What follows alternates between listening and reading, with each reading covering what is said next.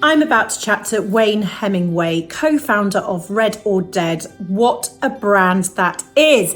I can only imagine the amount of comments I'm going to get coming through about all the memories of Red or Dead through people's lives. And I suppose the main thing that I'm looking forward to doing today is talking to Wayne about a festival that he created, the Good Business Festival. It's going to be absolutely fantastic. I've been lucky enough to be asked to be an ambassador for it. So I'm running a panel for the festival. But I really want to get into why he felt that this festival was needed. This is going to be a super powered interview where I'm sure we're all going to be left with making sure that we have purpose and mission at the heart of our businesses. Thanks, Dell, as ever, for letting me talk to inspirational people like Wayne.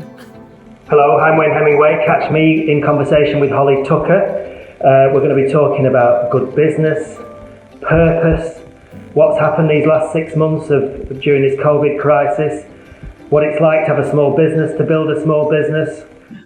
Afternoon, just. Good afternoon. How are you? Yeah, good. We've got Good Business Festival is tomorrow, so just about. Well, it's we're all under the cosh. I can imagine, and I'm so excited to be part of it. I just wanted to, Wayne, I'm going to jump right in because thank you firstly for joining us. Thank you for taking the time out to help small businesses. It's just an amazing thing to be talking to you. Everyone's talking about their Red or Dead memories at the moment. And so I'm going to read out a few of them. Red or Dead actually started, this is what I just love, this sort of fan story, and I'm going to talk about the Good Business Festival in a moment, but I just would love just to capture, because so many startups are listening. You started this business from a Camden market stall with your wife Geraldine. You paid £6 rent and you made £80, and that was the start of your journey. It's unbelievable. What were those early days like? Well, we were both very young. We were just still in our teens. I think I'd just come out of my teens, and Geraldine was still 19. And I was in a band. Geraldine made all her own clothes, and we were just nightclub kids who'd just arrived in London, not a long time ago. I'd run out of money. Was playing in a band and spent all our money on a saxophone and rehearsal studios. Neither of us were from entrepreneurial families at all. None of our families had ever had a business. They worked in factories, mainly worked in factories and stuff like that. And it was just, we needed money. We literally didn't have any money to pay the rent on our flat. And so we had to clear our wardrobes out. And I'd always worn second-hand clothes for the past 6 or 7 years. And been able to, my mum had taught me how to adapt them because my mum was made all her own clothes. And so we emptied a combination of Geraldine's clothes. She always made all her own clothes, and my second-hand clothes onto Camden. We took 80 on that first day. On the second day, we took 200 knots. So it was like 300 quid for a £12 rent over the weekend. And we never looked back. And we for the next 9 years, every single weekend on Camden, Geraldine opened a place in Kensington Market. We opened various shops around, and some of them are being listed by people who are coming on now. Shops were so cheap to open them, and we were so young, and it just felt exciting, and it was just an extension of going out. It was no more than that. We didn't, before we knew it, we had 23 shops around the world and 300 odd staff goodness. And a 25 million turnover. But literally, we never employed anybody with any qualifications. They were all our friends who we met in nightclubs. We never did a spreadsheet. We never had a bank overdraft. We never borrowed any money. And it was just being in the right place at the right time, doing what we knew, because we'd been out nightclubbing since the age of 13. You didn't need ID back then to get in clubs. Most of us were out, certainly by 14, you'd have been out in nightclubs.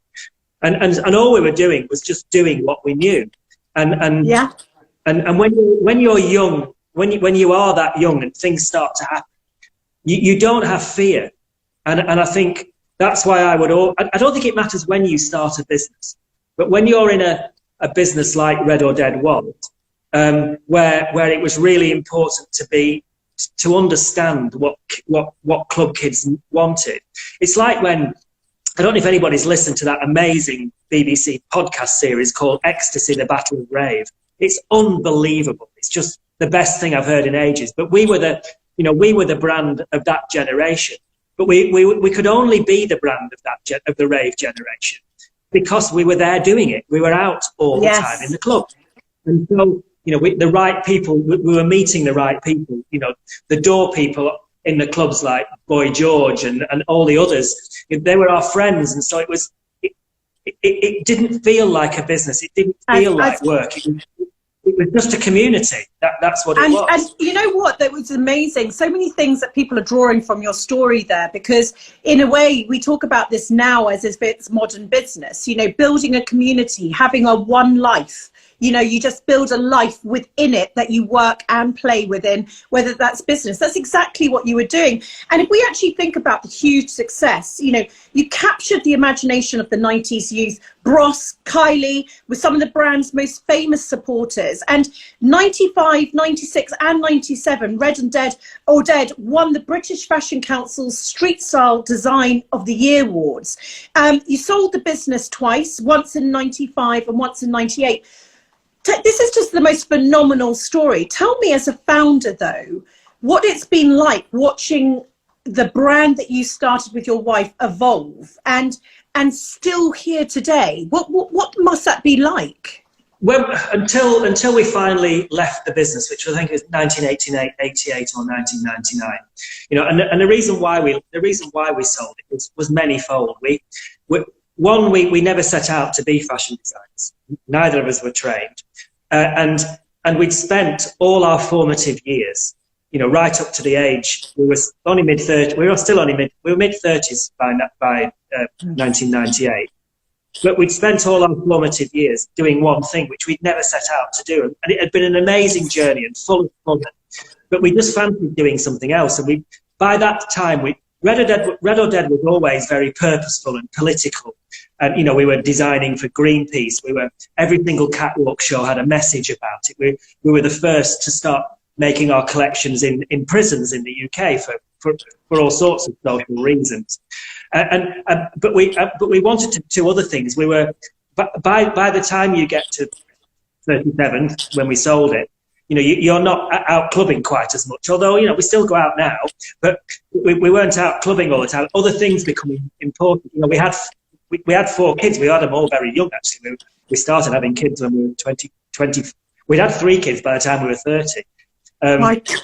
And so, so we were quite old and I suppose quite wise by the age of 38. And other things start to become important. The politics of housing, the politics of social justice, and we knew that we wanted to do things outside. And on top of that, the fashion industry is a proper treadmill. You never stop. And it sounds glamorous. We were always in Paris. We were always in Milan. We were always in New York. We were always in Tokyo. We had shops in all of those places.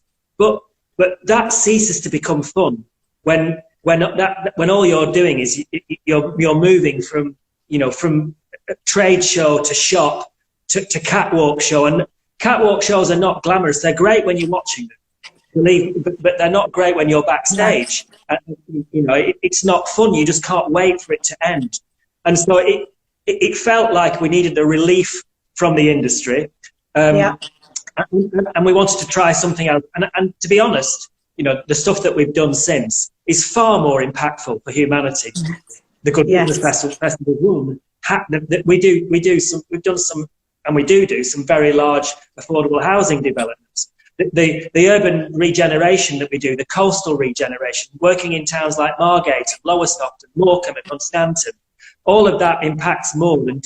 It was great doing blouses, shoes, and frocks and shirts, and obviously it's important that people feel good and look good, and that's great for your feeling of self-worth. But now our feeling of self-worth is more for what we do. And on top of that as well, anything else, I think, outside of the fashion industry, you've got more time to think. You're not on a treadmill quite as much.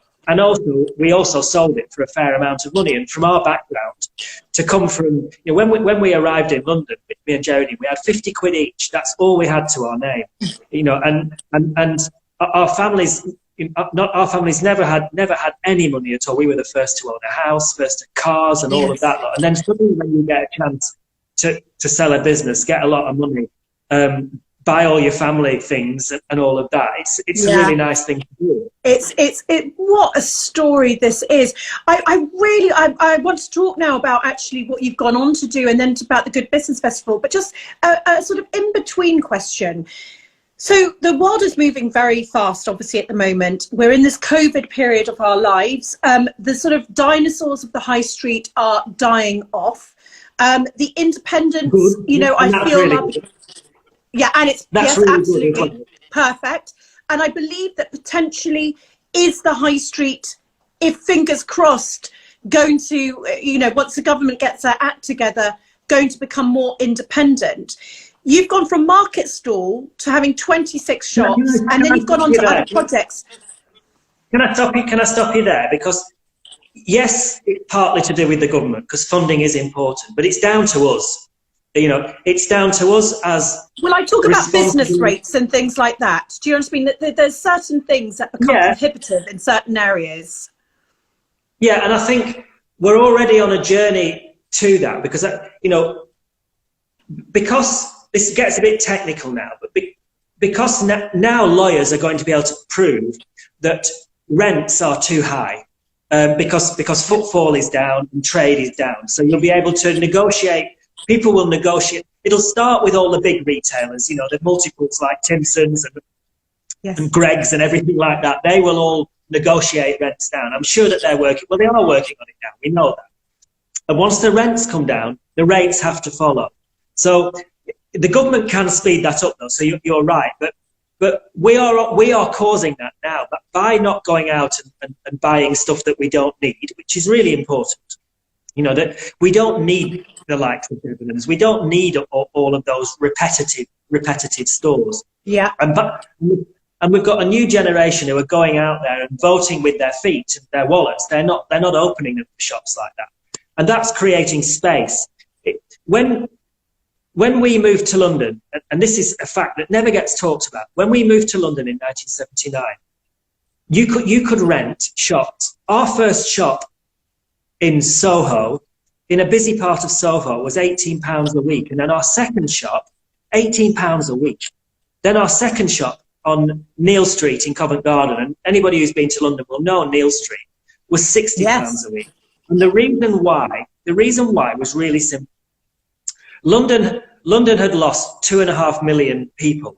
They'd moved out since the 1950s, and London was down to a population of 6.5 million. And people had stopped shopping as much in London, and it created this space. We are in a situation now where maybe not on that scale, but on a scale that will approach that, we're in a similar situation. And when that happens, there was a burst of independent excitement. Yeah. So the likes of Paul Smith opened, Virgin Records, Vivienne Westwood. I could go on and on and on and on of all these people who came from working class backgrounds, who were all suddenly, you didn't need the bank of mum and dad or a silver spoon in your mouth to get going, because all you needed was a bit of cash to get going. A bit of cash to get going. And I think we are on a move back to that. But the public have got to support the independent. We've got to make that choice. We've got to think about our own actions. We've got to think about how easy it is and it is really easy to click that button on Amazon. And you can't, I think Jeff Bezos has done an amazing job for himself and for his business, but he hasn't done an amazing job for society, unless you don't care about the small independent. We've got to make those choices, and it's really hard. Sometimes when I want some dog food, not to eat. I don't eat that myself, or feed it to old people or anything like. It's for my dog. And when I want some dog food, you think, you think, oh, I can't be asked to go to the pet shop. I've got to load it on the car. I don't want to go in a car. All of this kind of stuff. You hit Amazon. You think, oh, what have you just done? But we have to make those decisions. And then if we make those decisions, our power is more powerful than a government's power. But we do need the government to support us. Sorry, that was a bit of a rant. Oh my God, it's like the rant of my dreams. I love it. You're totally right. You're completely right. And everything you just said, because we need the government to help, but ultimately the power is with us. The power is in ours. I've got so many comments. I want you just to hear some of these coming in. Anna Brand Stories Moss, Red or Dead and American Classics in Covent Garden, hoping to bump into Bros, Matt or Luke. Higgy Laura, I was wearing Red or Dead kitten heel mules the night I met my husband, business partner, 19 years ago. We got Jessica Catherine. Holly, you're absolutely divine. I've just discovered you and your business in love. Keep up your fabulous work. Bless you, Jessica. Amy Swan, painting baubles while I'm listening to Wayne. Cool Kitch is saying here, such an amazing story. Petrula is saying, I started my own business at Camden Market selling jewellery, and I remember that they used to put your name in a drawer to see which pitch you would get each week. Was that right? Yeah, there was ways around that. Not saying them all. You knew. You were partying with them the night before. I bet that was your way. Lee Halliday, love the work you've done in Morecambe. Really missed the Vintage by the Sea Festival this year and the Festival of Making. Gift it with love. We'll be back.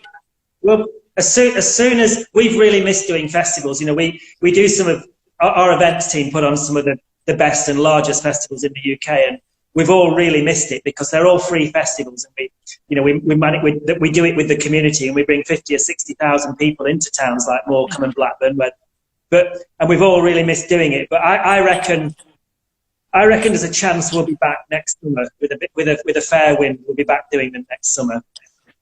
This is brilliant. We've got Gift It With Love. Amazing, Wayne. What a story. Lee Halliday, communities behind power for change is so important. Laura from Aura, we need to collaborate and show a new way of working. Small businesses have such an amazing opportunity.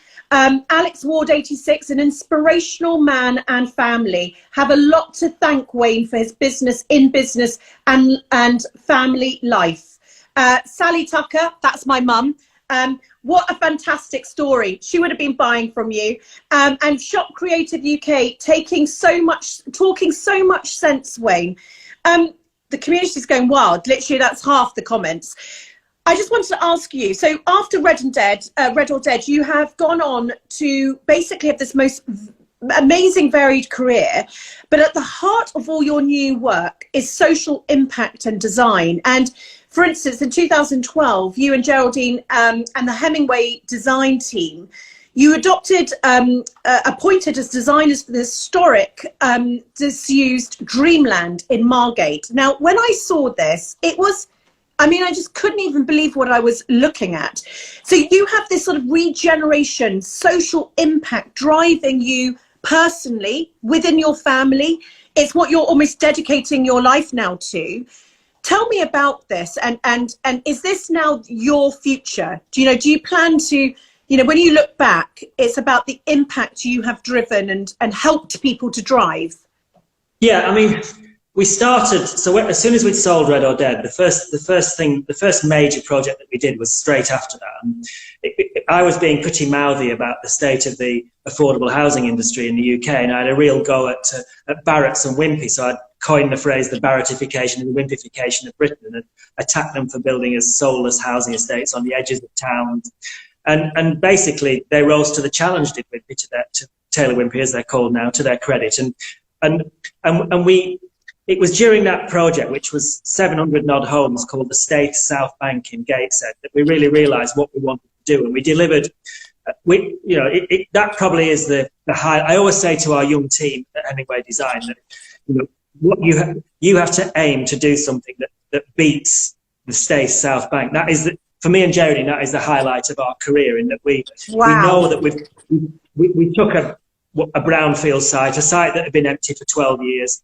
We've helped, we set the seeds by great urban design, the first housing that we ever designed, the first landscape that we ever designed. But we created something that not only won awards all around the world and gets visitors from all around the world, but is just a happy place to live, and where a young community and a creative community came together, and 2,500 people came to live there. So it's almost like a small town, and it's just been an amazing success, and you can feel the vibe when you go there. And from there, we knew that we had the ability and probably the understanding of, I think it probably comes from our own background, where we both come from solid working class families, where, well, mine hardly solid, because my father buggered off when I was 3, but the rest of it, my nan and my pop and my mum were solid. But you know, but it was, and the values of making sure that, you know, my mum always said that your job on this earth, the main thing you should always try and do is to leave this world a better place than you found it, and that sticks with me. And my granddad was always, you know, doing things and helping, and Geraldine's family exactly the same. They were, you know, pillars of the local church. Always, if somebody wanted something fixed, you know, Geraldine's dad would do it, and it was always that community spirit. And we knew that if we held that through everything that we did, and we've just been able to do that. And I suppose because our background has really helped us, because we only ever when we deliver the impact that we've been delivering in, whether it's, you know, the story of Dreamland is amazing, but it was the community of Margate and the Dreamland community that delivered that, and we were just there as the curators, really. Yes. But it's because, I think it's because we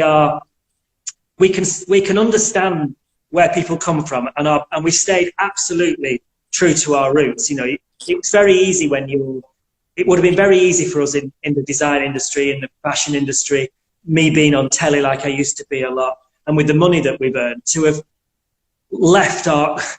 forgotten about where we're from and where our background was.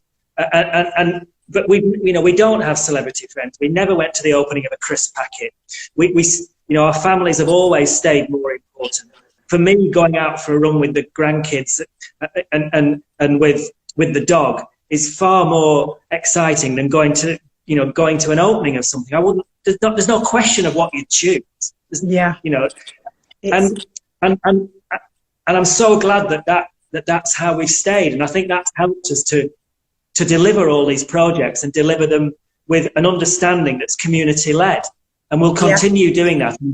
And you know, luckily we've raised 4 brilliant kids who, well, they're not, you know, they're in 3 of them are in their 30s now, but they've all grown up with a strong social conscience.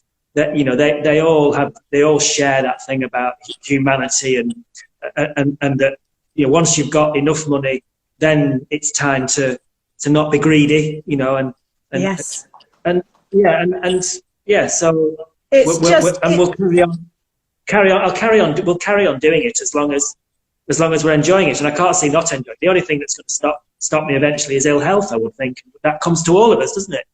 It does, and you know, you are phenomenal, and you've gone on to also, in addition to everything you're talking about, I'd love you to talk about the Good Business Festival. I got this call. I was so honoured to talk to you, and I jumped straight on board with supporting it.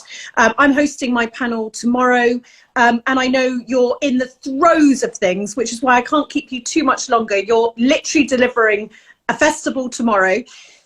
Tell everyone about this and why it's important, and I'll do all the social media links and getting everyone watching, but if you could just tell us, what is the purity of this idea?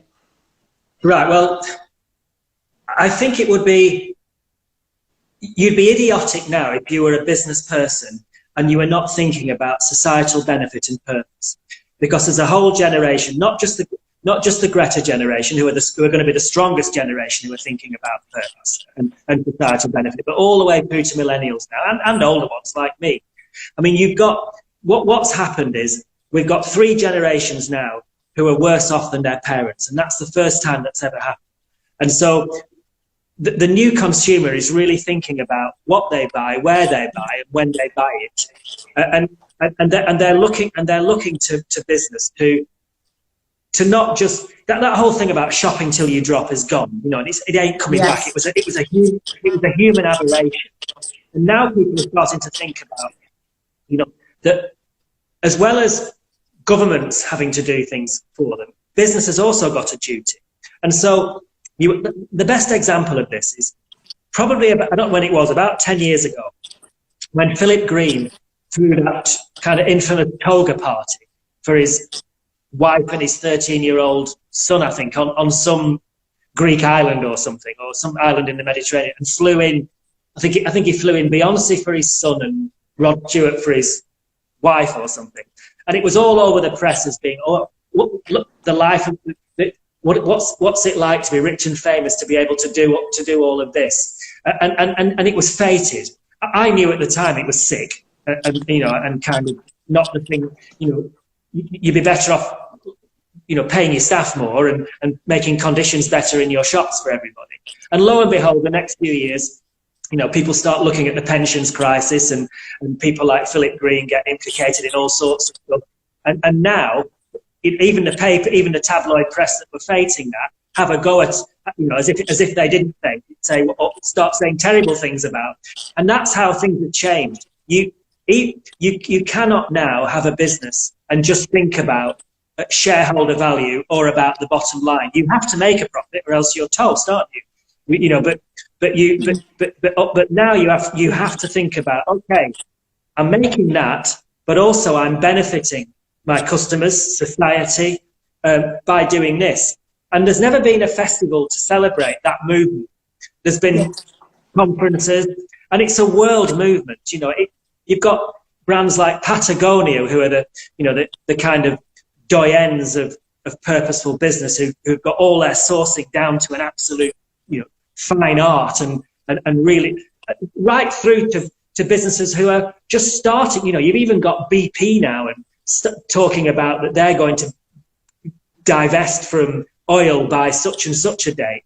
Everybody knows that you have to be on this journey, or else you're finished. And so this is the first, and it's whether you're a small, even if you're a small business, there is a way that the smallest corner shop or smallest nail bar or whatever can be purposeful. They can think about, they can sell, let's say, for example, you're going round to people's houses doing people's hair or something, and you're a one-person band doing that, or, you know, doing your makeup or whatever, you're doing that. If you're purposeful, it gives you more to talk about with your clients about. If you can say where you fit, the provenance and your beliefs, because even if that person didn't know about the possibility that you can actually buy your product without harming the environment, they're going to be interested because they've been watching David Attenborough. This is mainstream. This is not niche anymore. It was niche, and so now it's time to have a mainstream festival where you can learn about it, where you can hear from people who are doing it, where you can discuss it. And we've got some amazing names tomorrow. You know, starting at Go on, 9:30. give us a rundown of who's on tomorrow. Well, even people like Richard Curtis, you know, who did 4 Weddings and a Funeral. It goes from people in the film industry through to politicians like Sadiq Khan. You know, you'll see footage of outtakes from Trump and Jacinda Ardern, and it's a world festival, and it opens with an amazing film tomorrow morning. So, which I advise everybody to watch as a 15-minute film, and the premiere of it is tomorrow morning around about 10:30. So you can go onto the goodbusinessfestival.com and then you'll see all the lineup. But and then once you've signed up, it'll let you watch it at your leisure in the weeks ahead as well. Fantastic. It was supposed to be a 5-day festival in Liverpool with a whole city takeover. Yes. But obviously COVID has changed that. But we will be back. You know, this is Act 1, and Act 2 will be a 5-day takeover of Liverpool. And we'll everybody will come together, and it's free, by the way. So tomorrow, nobody has to pay tomorrow. It's all free. It's free. Everyone here, let's sign up. Can I ask everybody, as an ambassador, can I ask everybody to please tell everyone that they can about this festival and watch this 15-minute video, and what the most amazing lineup is coming on tomorrow. And as Wayne said, it's not just part 1 is tomorrow, but we've got part 2 coming up. I've got a few more comments, Wayne, that I know you're going to like to hear. Kaz Rogers, listening to Wayne after following his work for many years and all the regeneration he has helped with and organising fairs, I'm so inspired once again.